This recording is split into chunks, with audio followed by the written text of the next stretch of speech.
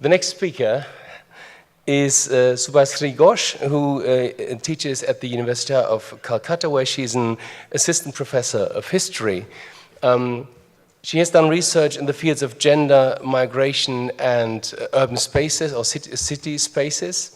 And she has published an article, which I must make sure to look into, because I've got a project running on the culture and literary construction of childhood, which is on coming of age in colonial India, the discourse and debate over the age of consummation in the 19th century, and another article on 19th century colonial ideology and the codification of criminal law in India. And I must say that I personally, as a British studies person, feel a bit more at home in your field than in the previous fields, and I'm sure I'm still going to learn as much from you as from the other two talks. So welcome, and the floor is yours. Thank you, and good afternoon, everybody. There has been a slight change in the title. I have just substituted marriage with domesticity, but I would look at this concept of domesticity from the perspective of marriage, but I have made this slight modification in my title. So the fresh title of my paper is Our Women, Their Women, Domesticity and Modernization in 19th Century Colonial India. Now, set against the backdrop of, I do have a PowerPoint, but it's a bit sketchy, so please bear with me. Set against the backdrop of 19th century colonial India, this paper sets to explore the various ramifications of the nuanced, complex, and multi-layered relationship between the ruler and the ruled, within the socio-cultural legal discourse, pivoting on the women's question within the overarching theme of comparison between the women of the West and the East that resulted in a tussle over the question of modernization of the domestic space. Now, by the turn of the 19th century, the political conquest of India by the British rule was more or less complete. So what was necessary at this juncture, at the dawn of the 19th century, what was necessary was an ideology that would justify their rule in India, because they were aliens, they were foreigners, so they needed a solid ideology that would enable them to project themselves as the successors of their predecessors, that is the Mughals. So the ideology in the early half of the 19th century, and this was more or less the running theme throughout the 19th as also in the early 20th century, was the rule of difference, which was manifested in the grammar of difference between the colony and the metropole, with the larger project to inferiorize the subject state. So the British identified themselves as civilized and modern and decisively set apart the non-European world as the other. This distinction was forged through mutual constitution. So to describe oneself as enlightened implied that someone else had to be shown as savage. So as the British endeavored to define themselves as British and thus as not Indian, they had to make of India what they chose not to make of themselves. So the foundation of the administration was pivoted on the interpretation of the colonial society in terms of conceptualization of their subjects' similarity or difference. And this process had as its outcome an array of polarities that shaped much of the ideology, where at one end of the spectrum was the civilized British, and on the other end, the Indians plagued by, and I quote from an official report, general corruption of manners and sunk in misery. So to amplify the inferiority of the Indians, the lines of exclusion or demarcation was drawn along the triad of language, race, and gender. Gender provided a fertile ground for fulfilling the British hegemonistic agenda, because colonial discourses were always gendered, articulating men and women as having characteristics and mapping hierarchies of racial differences onto those of gender differences and vice versa. So relations between men and women in colonized countries were indicators of degeneration, and British men, British women, Indian men, Indian women were all fitted in distinct roles to spell out India's difference. So one high-ranked British official named James Forbes described Indian men as maidenly and well-nigh effeminate, of a countenance shy and somewhat estranged. So India was looked upon as a country ruled by womanly men who ran away from battles and hence deserved British subjugation. With regard to women, the British believed that more ennobled the position of women in a society, the higher would be the civilization. And James Mill, who was one of the main ideologues during the first half of the 19th century, he is of the opinion that the condition of women is one of the most remarkable circumstances in the manners of nations. Amongst rude people, the women are generally degraded. Amongst civilized people, they are exalted. And by this measure, not surprisingly, India lagged far behind Britain. India's women were not ennobled by their men, but instead they were degraded. And according to one official report, India is unhappily an example to prove how manifold are the ramifications of evil spreading out of a demoralized and degraded state of domestic relations. Bigamy, polygamy, adultery, prostitution, abortion, infanticide, incest are the melancholy results. For the proper regulation of domestic society in India, remarriage of widows must be allowed, marriage of infants must be abolished, females must be educated, and restraints must be placed on marriage. One British lady who accompanied her husband to India, Anna Harriet Lawrence, she observed, the Hindu woman does not occupy that position in society which is accorded to women in Europe and America.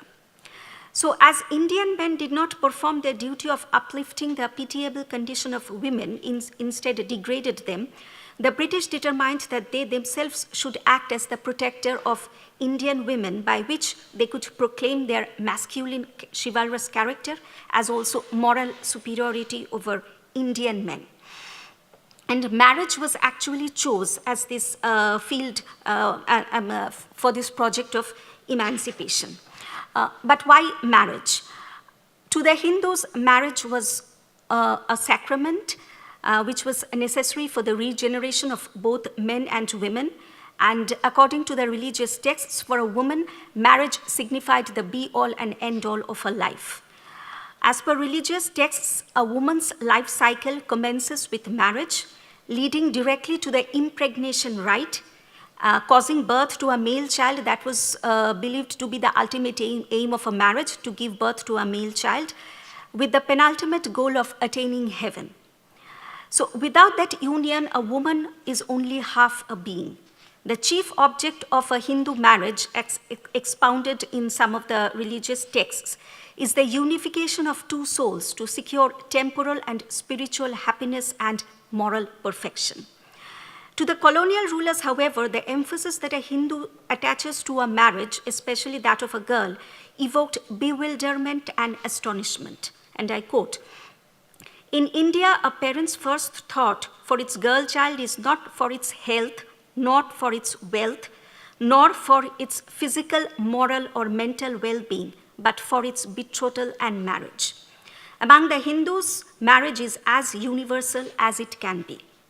And drawing parallel between the institutions of marriage as prevalent in Great Britain and India, Harry Verhulst, who was the governor of Bengal, commented that the differences lay not only in the forms and solemnities of marriage, but also in the age of contracting and the power and dominion of a husband.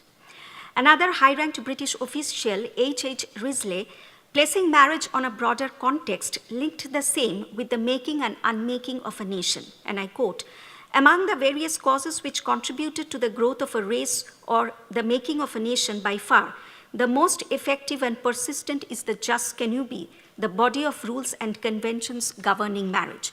So marriage was chosen as the field of emancipation, and it became the aim of the colonial administration to remodel and reshape social lives of the Indians by outlawing certain customs related to marriage considered anathema to the British psyche.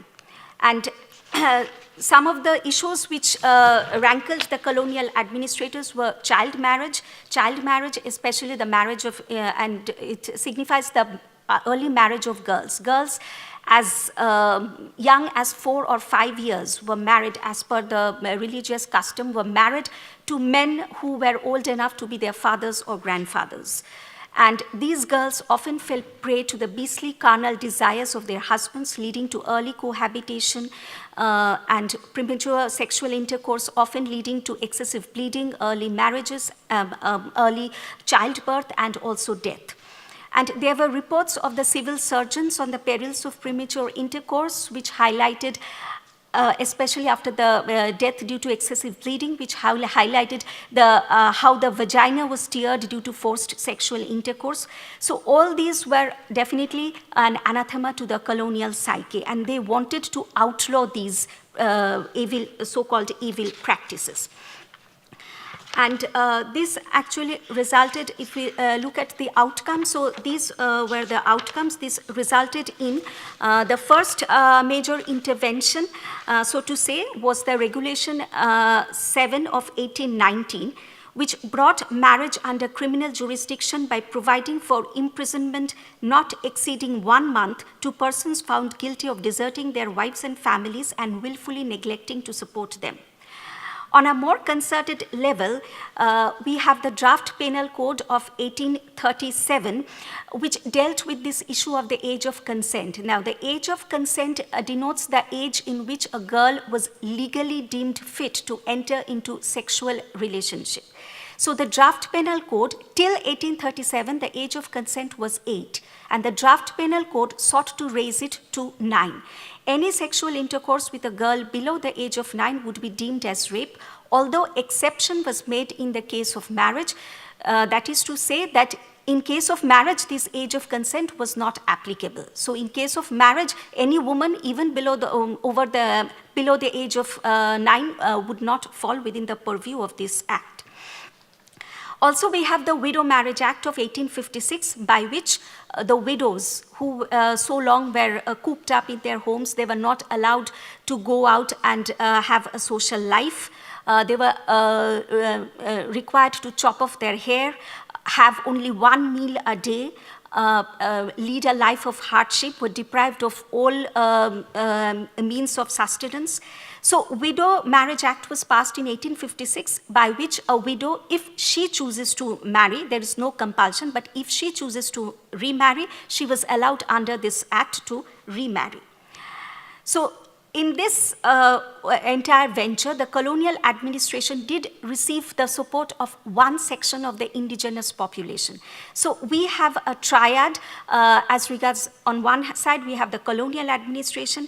There is one section of the indigenous population supporting the colonial administration in their venture, and there was another section which was staunchly opposing the colonial administration.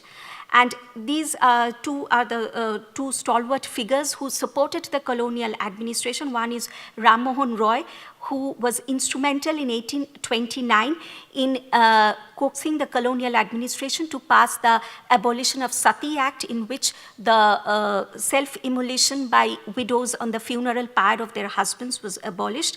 And the other is Ishwar Chandra Bidyasagar, who actually was also instrumental in collaborating with the colonial administration in passing the Widow Marriage Act of 1856.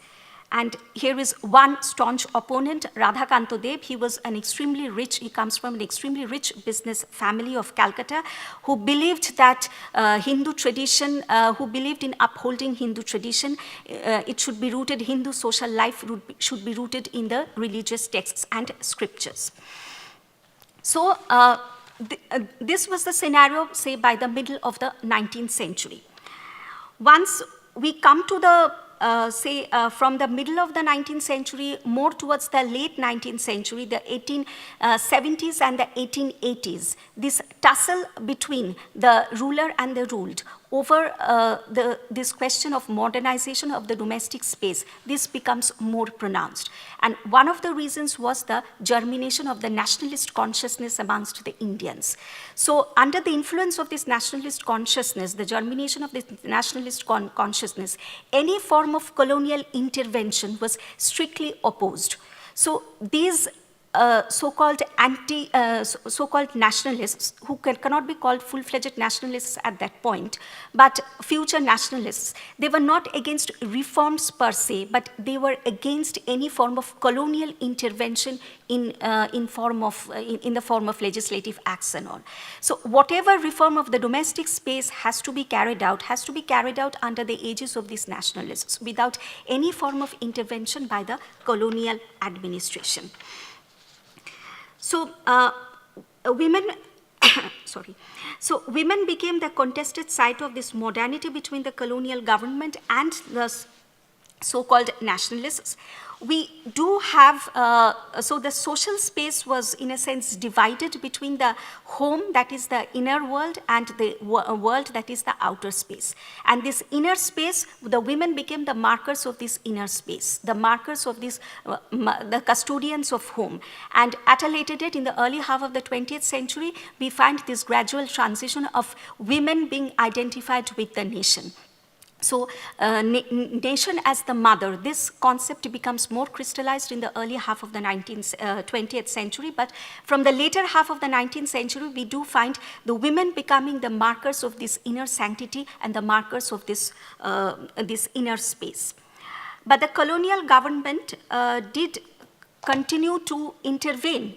Through these legislative acts, the colonial government did continue to intervene in this domestic space by bringing about certain changes in these marital practices, by rather trying to bring about certain changes in these marital practices.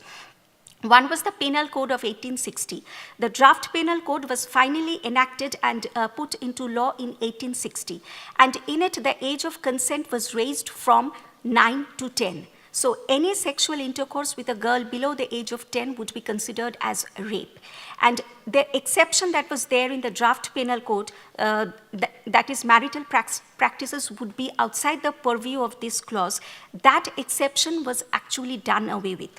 So any sexual intercourse with a girl below the age of 10, irrespective of the fact whether she is a wife or not, would be deemed as rape.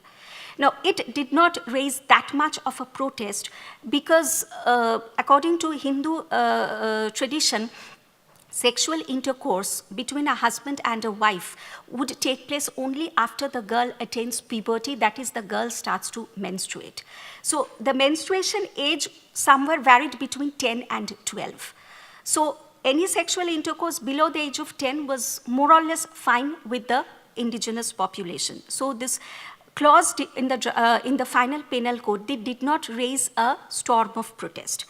What actually raised the storm of protest, what actually stirred the hornet's nest was this last act in 1891, the Indian Penal Code and Code of Criminal Procedure 1882 Amendment Act, or which is known in the common parlance as the Age of Consent Act of 1891, because this raised the age of consent from 10 to 12.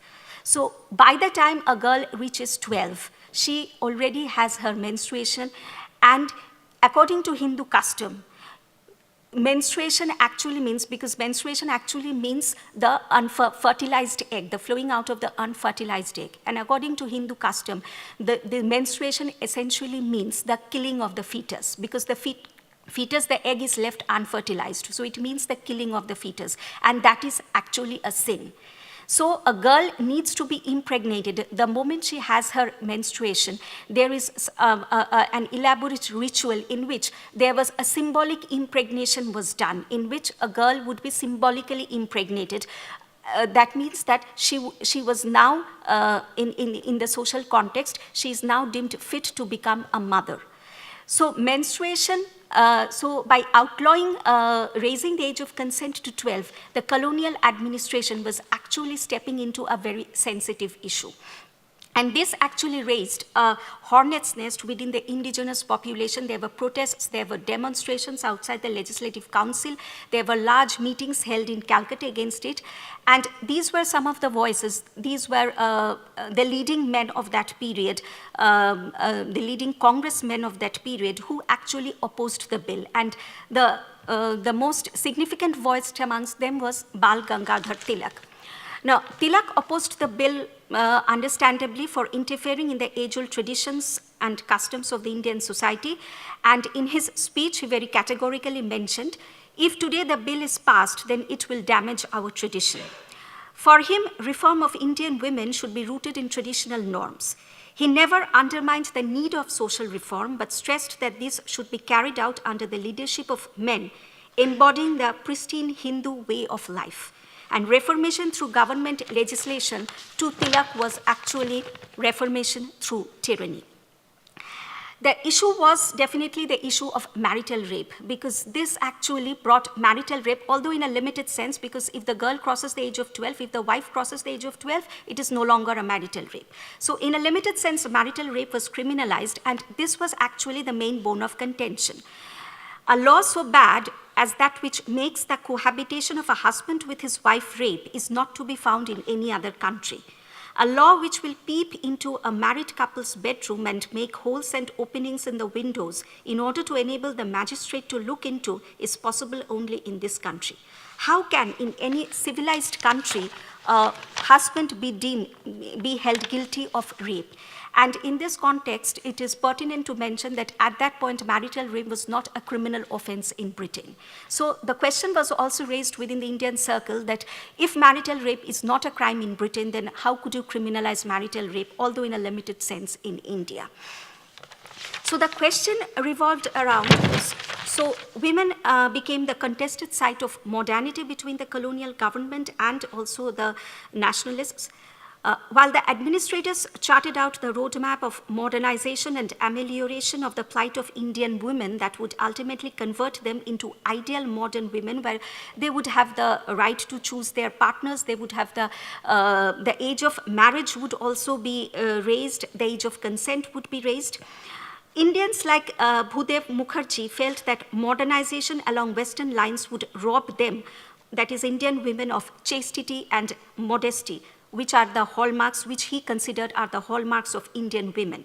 And I quote, "In a society," by which he refers to the British society, "where men and women meet together, converse together, eat and drink together, travel together, the manners of women are likely to be somewhat coarse, devoid of spiritual qualities and relatively prominent in animal traits."